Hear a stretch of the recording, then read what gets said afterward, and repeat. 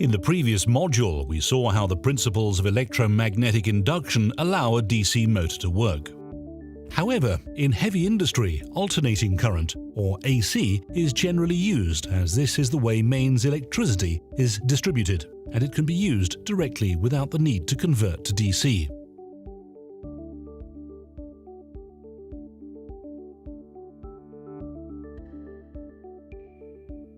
The main supply is also three-phase, which has advantages that we will explore in just a moment.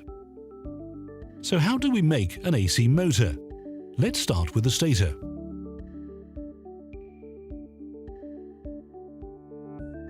The stator core of an AC motor is an iron cylinder made up of hundreds of layers or laminations packed tightly together. The laminations form slots running along the length of the stator core, into which coils of insulated copper wire or strands, known as windings, are inserted. When energized, the windings form a magnetic field, which the stator contains and conducts, while also controlling the electrical field distribution. The winding coils are evenly spaced out around the stator in pairs. Each pair is 120 degrees from the previous one. The 120 degrees is significant as this is the separation of the three phases in the AC main supply. When we apply each of the three phases to its corresponding coil pair, the generated magnetic fields will also be 120 degrees out of phase. As a result, a rotating magnetic flux will travel around the stator.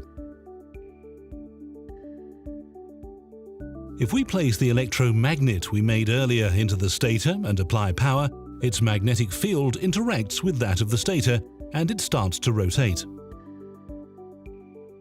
Add a shaft and we have an AC motor.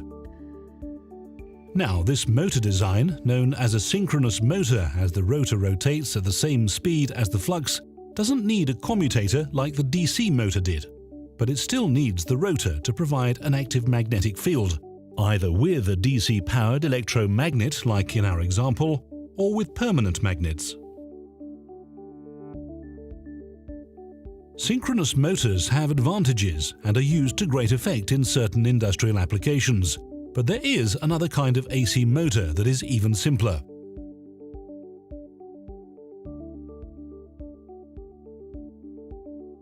We saw before that if a conductor is moving in a magnetic field, then a voltage is formed by induction.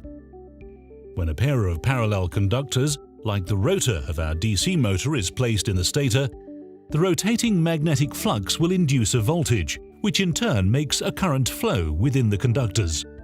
This current will in turn create its own magnetic field that will interact with that of the stator and cause motion.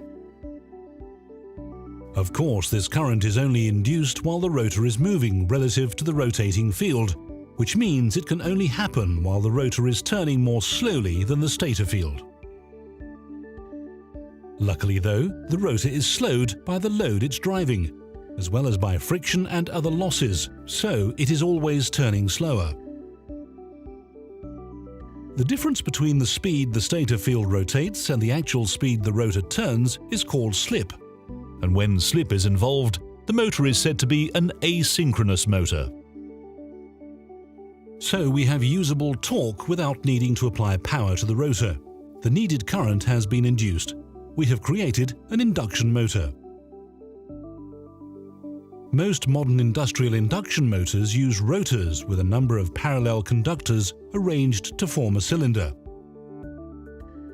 With a ring at each end joining the conductors together, the rotor forms a sort of cage, which has given rise to the name squirrel cage. Modern motors also use additional sets of windings to increase the number of poles from the 2 in our motor to 4, 6 or more, making for a more uniform magnetic field. Increasing the number of poles also lowers the speed of the motor, with the rotor speed halving each time you double the number of poles.